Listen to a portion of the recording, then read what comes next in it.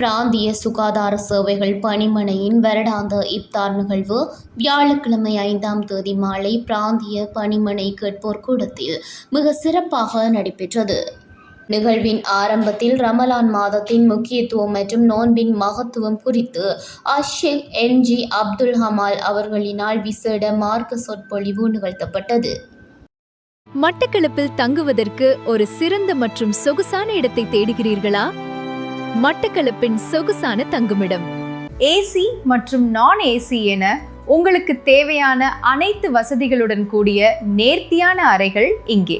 இலக்கம் 534 திருகோணமலை வீதி, மட்டக்களப்பு என்ற பிரதான இடத்தில் அமைந்திருப்பதால் போக்குவரத்துக்கு மிகவும் இலகு. இன்றே உங்கள் அறைகளை முன்பதிவு செய்யுங்கள். அழையுங்கள் திரையில் காணும் இலக்கத்திற்கு.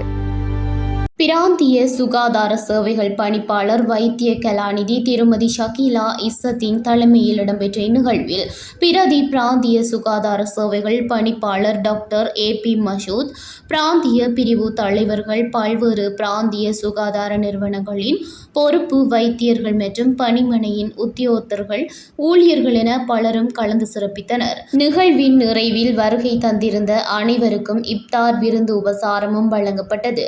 சுகாதாரத்துறையினரிடையே ஒற்றுமையையும் புரிந்துணர்வையும் கட்டியெழுப்பும் நோக்கில் இவ்வாறான நிகழ்வு வருடா வருடம் நடாத்தப்படுகின்றமை குறிப்பிடத்தக்கதாகும்.